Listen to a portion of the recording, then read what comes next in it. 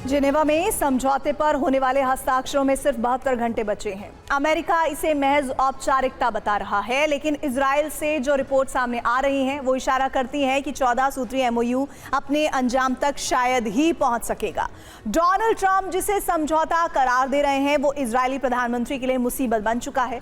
Benjamin Netanyahu Israel में चारों तरफ से घिरे हैं, उनकी आलोचना हो रही है, तो दूसरी तरफ कुद्स फोर्स ने प्रॉक्सी नेटवर्क को एक बार फिर मजबूत करने का ऐलान कर दिया है। ऐसे में डर है कि समझौते के बीच नेतन्याहू ऑपरेशन प्रॉक्सी शुरू कर सकते हैं। अमेरिका का कोई स्थायी दोस्त या दुश्मन नहीं होता, केवल उसके हित होते हैं। हेनरी किसिंजर, पूर्व विदेश मंत्री, अमेरिका। जंग को जारी रखना अब नेतन्याहू के लिए विकल्प नहीं बल्कि मजबूरी बन चुका है, क्योंकि इजरायली प्रधानमंत्री खुद इजराइल में ऐसे त्रिकोण में फंस चुके हैं जिससे सिर्फ युद्ध ही उन्हें बाहर निकाल सकता है। दरअसल इस डील के बाद इजराइल में विपक्षी नेताओं ने नेतन्याहू को घेरना शुरू कर दिया है। इजराइल के प्रमुख विपक्षी नेता नफ्ताली बेनेट ने कहा है कि इजराइल में सरकार बदलने के बाद ही ईरान में तख्ता पलट का काउंटडाउन शुरू होगा। इजराइल से आ रही रिपोर्ट्स इशारा कर रही है कि 14 सूत्रीय एमओयू की शर्तों से मोसाद और आईडीएफ के बड़े कमांडर भी नाराज हैं। ट्रंप के खिलाफ नेतन्याहू की चुप्पी से उनमें गुस्सा बढ़ता जा रहा है। कई अधिकारी नेतन्याहू का विरोध कर रहे हैं। इधर जनता में भी बेंजामिन के खिलाफ गुस्सा है। लोग पूछ रहे हैं कि उन्होंने लंबे वक्त तक देश को युद्ध में झोंके रखा, लेकिन आखिर में इस समझौते से इजराइल को क्या हासिल हुआ। नेतन्याहू के वकीलों ने अदालत से अनुरोध किया था कि अगले दिन होने वाली सुनवाई के समय को करीब 3 घंटे कम कर दिया जाए और कोर्ट की कार्यवाही दोपहर 1 बजे ही समाप्त कर दी जाए। उन्होंने दलील दी कि उन्हें सरकार की एक बेहद जरूरी बैठक में शामिल होना है। जजों ने इस अनुरोध को सिरे से खारिज कर दिया। इससे संदेश माना जा रहा है कि देश में नेतन्याहू का प्रभाव अब पहले जैसा नहीं रहा। आईआरजीसी कुद्स फोर्स के कमांडर इस्माइल कानी ने कहा है, सभी संगठनों ने अपनी ताकत का बेहतरीन प्रदर्शन किया है। युद्ध में हिजबुल्लाह ने भी जबरदस्त शक्ति का ट्रेलर दिया। अब हमास का पुनर्निर्माण किया जाएगा। ईरान सालों से हमास को हथियारों की सप्लाई कर रहा है, लेकिन हथियार भेजने का ये नेटवर्क बेहद जटिल रहा है। अक्टूबर 2023 से पहले ईरान 2 रास्तों से हमास को हथियार भेज रहा है। पहला रास्ता सड़क से होकर गुजरता है, जिसमें ट्रकों के जरिए इराक, सीरिया से होते हुए लेबनान तक हथियार पहुंचाए जाते थे, जहां लेबनान से चलने वाले कमर्शियल जहाजों के जरिए हथियारों को सीलबंद, वाटरप्रूफ और तैरने वाले ड्रमों में भरकर गाजा के तट के करीब समुद्र में फेंक दिया जाता था। गाजा के स्थानीय मछुआरे इन्हें समुद्र से निकालकर हमास तक पहुंचाते थे। इस रूट के जरिए ईरान से हमास तक हथियार पहुंचाने में करीब 10 से 15 दिन का वक्त लगता था। दूसरे रूट का बड़ा हिस्सा समंदर से होकर गुजरता है। ईरानी जहाज फारस की खाड़ी से निकलकर अरब सागर और बाब अल मंदेब को पार करते हुए सूडान के बंदरगाह तक पहुंचते थे। सूडान में उतरने के बाद इन हथियारों को ट्रकों में लादा जाता था। सूडानी और स्थानीय बेदोइन तस्कर इन्हें नुबियन रेगिस्तान से होते हुए मिस्र तक पहुंचाते थे। मिस्र के पूर्वी रेगिस्तान से होते हुए ये ट्रक सिनाई प्रायद्वीप तक पहुंचाते थे। सिनाई प्रायद्वीप पहुंचने के बाद इन हथियारों को मिस्र और गाजा पट्टी के बीच बने राफा बॉर्डर तक लाया जाता था, जहां से राफा की अंडरग्राउंड सुरंगों के जरिए गाजा के अंदर हथियार पहुंचा दिए जाते थे। ये रास्ता बेहद जटिल था। इसमें अक्सर एक शिपमेंट को गाजा पहुंचने में 2 से 3 महीने का वक्त लगता था। अमेरिका से डील के बाद ईरान पर लगे प्रतिबंध हट सकते हैं, जिसके बाद ईरान को गाजा तक बिना किसी रुकावट के राहत सामग्री पहुंचाने की छूट मिल जाएगी। ईरानी जहाज लाल सागर से सीधा आगे बढ़ेंगे और स्वेज कैनाल पार कर गाजा पहुंचेंगे, लेकिन इन जहाजों में राहत सामग्री के बीच हथियार छिपे होंगे, जिससे हमास का पुनर्जागरण होगा, उसे फिर से मजबूत किया जा सकेगा। यही वजह है कि इजरायली प्रधानमंत्री ने ऐलान किया है कि ईरान के खिलाफ लड़ाई अभी खत्म नहीं हुई है। वहीं इजरायली मीडिया में दावा किया जा रहा है कि इजरायली सेना लेबनान और गाजा छोड़ने वाली नहीं है। अमेरिका और ईरान के बीच शुक्रवार को मेमोरेंडम ऑफ अंडरस्टैंडिंग पर हस्ताक्षर होंगे। ट्रंप ने साफ कर दिया है कि ईरान के यूरेनियम को जब्त करने की कोई जल्दबाजी नहीं है, ना ही यूरेनियम अमेरिका शिफ्ट होगा, लेकिन लेबनान को लेकर संशय बरकरार है।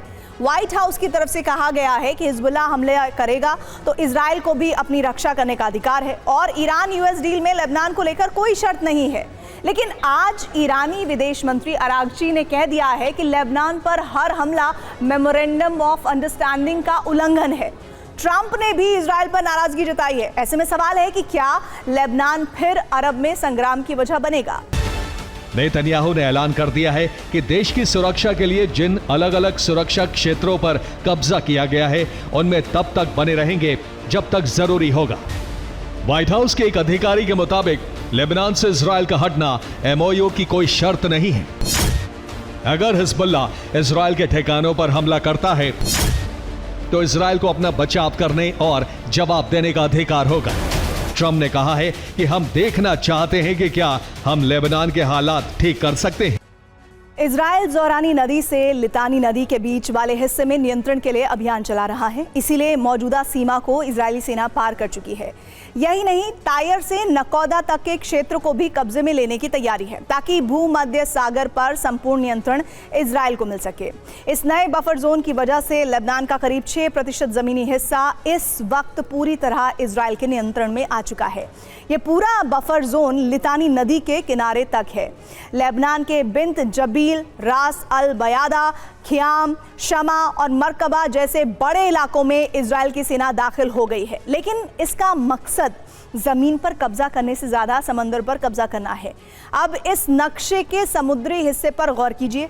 लेबनान और इजराइल के बीच की जो आधिकारिक समुद्री सीमा है, इजराइल ने अब उसके समानांतर एक नई सीमा रेखा खींच दी है और ये लेबनान के काना गैस परियोजना का हिस्सा है।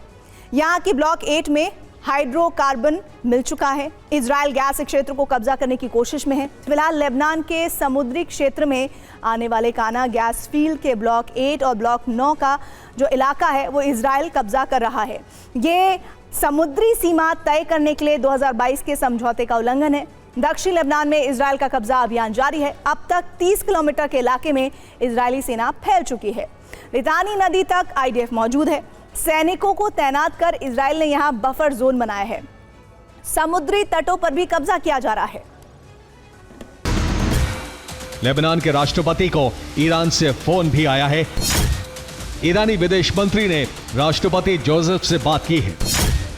ईरान से आए संदेश को लेकर जानकारी नहीं आई है। हिजबुल्लाह भी हमले रोक नहीं रहा है। दक्षिण लेबनान में आईडीएफ पर हमला जारी है। हिजबुल्लाह लड़ाके इजरायली सेना पर रॉकेट और ड्रोन से सेना पर प्रहार कर रहे हैं। इजरायली सेना के लगातार ऑपरेशन के बावजूद हिजबुल्लाह के हमले नहीं रुक रहे हैं। हिजब के हमलों से लगातार इजरायली सैनिकों को नुकसान हो रहा है। ईरान अमेरिका के बीच शुक्रवार को शांति समझौते पर औपचारिक मोहर लगने की तैयारी जोरों पर है, लेकिन दोनों तरफ से एमओयू पर दस्तखत हों उससे ठीक पहले हालात बदलने की आशंका भी गहराने लगी है। और इस आशंका के गहराने की वजह है बयान और मुद्दों में उभर रहा टकराव। अमेरिका जो दावे कर रहा है उसे ईरान नकार दे रहा है और जो दावे ईरान कर रहा है अमेरिका की तरफ से उस पर सवाल खड़े किए जा रहे हैं। अब सवाल यह है कि आखिर ऐसा हो क्यों रहा है? क्या शांति सम्मेलन संकट में है या फिर ये कोई एक पक्ष ऐसा करने के लिए मजबूर है? जवाब इस रिपोर्ट में है। क्या औपचारिक दस्तखत से पहले ही जंग भड़क जाएगी? क्या समझौते के मुद्दों पर यूएस ईरान में टकराव शुरू हो गया है? तरफ ट्रंप कह रहे हैं कि हॉर्मुज से जहाजों की आवाजाही शुरू हो गई है। ये भी दावा कर दिया है कि हॉर्मुज में कोई टोल नहीं लगेगा। तो दूसरी तरफ ईरान ने ऐलान कर दिया है कि ना तो हॉर्मुज से अभी आवाजाही सामान्य हुई है, ना ही आवाजाही मुफ्त होगी, बल्कि ओमान के साथ मिलकर फीस वसूली जाएगी। पहले दावा किया गया था कि ट्रंप $300 बिलियन का हर्जाना देने पर राजी हैं, लेकिन अब ट्रंप ने इसे देने से इनकार कर दिया है। दावा यह भी था कि औपचारिक दस्तखत होते ही ईरान की फ्री संपत्ति बहाल होगी, लेकिन ट्रंप ने इस दावे को भी नकार दिया है। यही नहीं, दावा किया गया था कि समझौते के बाद अमेरिकी सेना वापस लौटेगी, लेकिन अमेरिका ने इससे भी मना कर दिया है। और इससे भी बड़ा दावा यह था कि हॉर्मुज स्ट्रेट पर कोई टोल वसूली नहीं होगी, लेकिन ईरान ने इससे इनकार कर दिया है। डील को ट्रंप की हार के तौर पर देखने की पहली वजह है ईरान का न्यूक्लियर प्रोग्राम, जिसके लिए जंग शुरू हुई थी लेकिन अब भी इस पर रोक नहीं लगाई जा सकी है। दूसरा कारण है ईरान के बैलिस्टिक मिसाइल कार्यक्रम का अंत, लेकिन अब यह डील का हिस्सा ही नहीं है। तेल निर्यात पर प्रतिबंध भी युद्ध का एक उद्देश्य था, लेकिन डील के बाद ईरान को इसमें छूट मिल जाएगी। ईरान के विदेशी धन पर प्रतिबंध लगाना भी उद्देश्य था, लेकिन अब बैन हटाना ट्रंप की मजबूरी बन जाएगा। ट्रंप इस जंग से क्षेत्रीय गठबंधन को मजबूत बनाना चाहते थे, लेकिन इस जंग ने अरब देशों को ट्रंप से दूर कर दिया। जंग का एक और उद्देश्य ये था कि इस्लामिक शासन का ईरान में अंत होगा, लेकिन ट्रंप को मुश्तबा मंजूर है। इसके अलावा एक बड़ा कारण था ईरान को कमजोर करना, लेकिन ईरान और भी ताकतवर बनकर उभर गया, इसलिए डील ईरान की जीत मानी जा रही है। रेजा ज़कानी के मुताबिक अगर अमेरिका ने वादे तोड़े तो ईरान तुरंत हॉर्मुज़ बंद कर देगा। यानी सच्चाई यह है कि हॉर्मुज़ अभी जहाजों के लिए सुरक्षित नहीं है। जवाब सोशल मीडिया पर ट्रेंड कर रहे इस पोस्टर से मिलता है, जिसकी हेडिंग है ट्रंप ईरान की जंग कैसे हार गए, और संदर्भ दिया गया है कि ट्रंप ने अपने 80वें जन्मदिन पर जंग खत्म करके जीत ईरान को सौंप दी। पहला कारण परमाणु कार्यक्रम है, जिसे खत्म करने के लिए जंग छेड़ी गई थी, लेकिन वो अब भी कायम है। उल्टा अमेरिका को वार्ता की टेबल पर बैठना पड़ा। दूसरा कारण है ईरान का शक्ति प्रदर्शन, जिसमें उसने साबित कर दिया कि हॉर्मुज़ बंद करके वो दुनिया की अर्थव्यवस्था का गला घोंट सकता है। और तीसरा कारण है अमेरिका को नुकसान, क्योंकि इस युद्ध में रोजाना अमेरिका के $2 अरब खर्च हो रहे हैं। पहला ये कि ईरान के मोर्चे पर अमेरिका फंस गया है, दूसरा ये कि ट्रंप की लोकप्रियता भी संकट में घिर गई है। दरअसल ईरान ने ऐसा शिकंजा कसा है कि ट्रंप मुश्किल में फंस गए हैं। हॉर्मुज़ स्ट्रेट चोक कर दिया गया है और दुनिया ने इसके लिए ट्रंप को जिम्मेदार मान लिया। हॉर्मुज़ पर ईरान ने टोल सिस्टम लागू कर दिया और लगता है कि ट्रंप इस शर्त को भी स्वीकार कर लेंगे। अगर ऐसा न हुआ तो ईरान के पास बाब अल मंदेब जैसा चोक पॉइंट भी है। यही वजह है कि ट्रंप संपत्ति लौटाने को तैयार हो गए, और जब ईरान ने ठान लिया कि युद्ध लड़ा जाएगा तो खबर यह है कि ट्रंप $300 अरब का हर्जाना भी भरने के लिए तैयार हो गए। यानी इस मोर्चे पर अमेरिका का दबाव बेअसर साबित हुआ, जिससे ट्रंप की लोकप्रियता घटने लगी और ट्रंप डील के लिए मजबूर हो गए। दावा किया जा रहा है कि अमेरिका अभी सेना वापस नहीं बुला रहा है। 60 दिन की वार्ता के दौरान सैन्य तैनाती बनी रहेगी। रूस यूक्रेन की जंग महाविनाश की तरफ बढ़ रही है, क्योंकि यूक्रेन ने राष्ट्रपति ज़ेलेंस्की ने बैटल ऑफ कैपिटल का आगाज कर दिया है। रूस के ऊर्जा ठिकानों पर हमला करके यूक्रेन ने कीव पर हमले का प्रतिशोध ले लिया है, जिसके बाद से वॉर जोन में हालात बेहद नाजुक हो गए हैं। मॉस्को पर प्रहार करके यूक्रेन ने जंग की आग को ज्वालामुखी में तब्दील कर दिया है। क्या ये ईरान अमेरिका की जंग के बाद यूरोप में महायुद्ध की दस्तक है? इस रिपोर्ट में देखिए। यूक्रेन ने मॉस्को की अहम रिफाइनरी पर ड्रोन से हमला किया। ड्रोन हमले के बाद रिफाइनरी संयंत्र में भीषण आग लग गई। यूक्रेनी सेना ने 500 किलोमीटर की दूरी से तेल रिफाइनरी को निशाना बनाया। यूक्रेन ने मॉस्को के कोबान में भी एक तेल डिपो को हमले में तबाह कर दिया। ये रूस का एक अहम लॉजिस्टिक्स हब है, जो लुकोइल कंपनी की तेल रिफाइनरियों और इस इलाके के गैस स्टेशन नेटवर्क के बीच महत्वपूर्ण कड़ी है। क्रास्नोदर समेत कई इलाकों में ईंधन की सप्लाई होती है। मॉस्को तेल रिफाइनरी सेंट्रल रूस के लिए बेहद जरूरी है। इस रिफाइनरी की क्षमता 12 मिलियन टन तेल प्रति वर्ष है, जिसमें 85% तक ऑयल रिफाइनिंग का काम होता है। ये मॉस्को की गैसोलीन जरूरतों का 40% और डीजल ईंधन की लगभग 50% जरूरत को पूरा करती है। मॉस्को एविएशन सेंटर के लिए जेट फ्यूल की सप्लाई भी यहीं से की जाती है। यूक्रेन की मिलिट्री इंटेलिजेंस की डीप स्ट्राइक यूनिट एक साथ सैकड़ों ड्रोन लॉन्च करती है, जिनमें से एक बड़ा हिस्सा केवल डिकॉय यानी नकली होता है। इनमें से कुछ ड्रोन खास जेट इंजन वाले होते हैं, जो रूसी रडार स्क्रीन पर असली क्रूज या बैलिस्टिक मिसाइल जैसे दिखते हैं, जिसे पकड़ने में रडार सिस्टम भी नाकाम हो जाते हैं।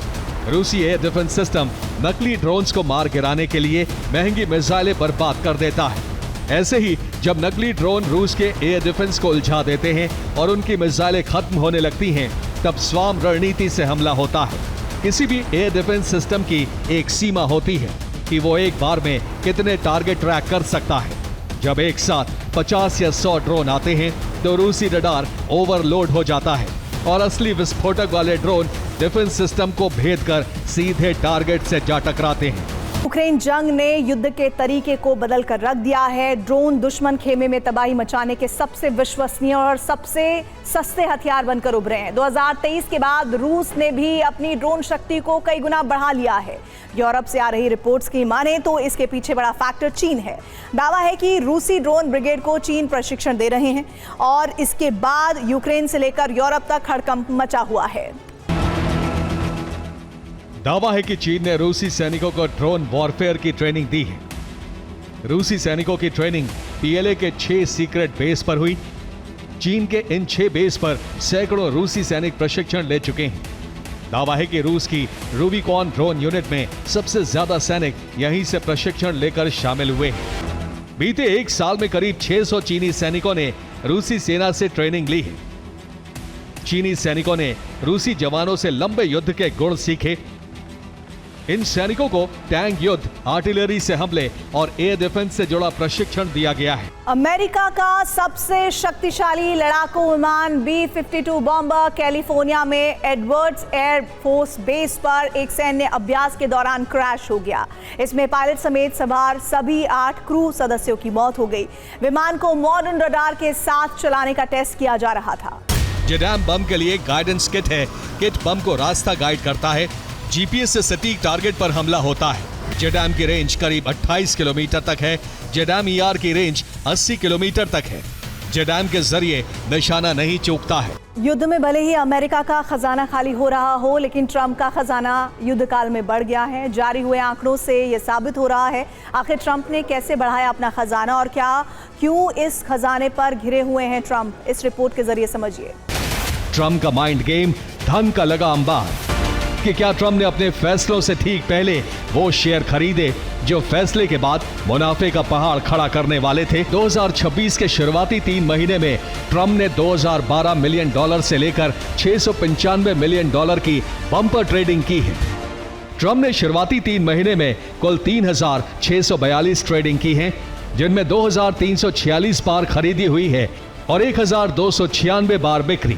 और इस ट्रेडिंग के कुल वैल्यू $212 मिलियन से $695 मिलियन के बीच है, जिसमें सबसे ज्यादा निवेश टेक्नोलॉजी, फाइनेंस और कंज्यूमर सेक्टर में किया गया है। ट्रंप ने 6 जनवरी को एनवीडिया में $5 से $10 लाख का निवेश किया और उसके अगले ही हफ्ते सरकार ने एनवीडिया को एआई चिप्स पर एक्सपोर्ट कंट्रोल में ढील दे दी। ऐसे ही मार्च महीने में रक्षा कंपनी पैलेंटियर में ट्रंप ने लाखों डॉलर निवेश किए और 7 अप्रैल को खुद ट्रंप ने सोशल मीडिया पर कंपनी की जमकर तारीफ कर दी। जबकि दवा कंपनी एली लिली के शेयर भी ट्रंप ने भारी संख्या में खरीदे और कंपनी को फायदा पहुंचाने वाला सरकारी फैसला ले लिया गया।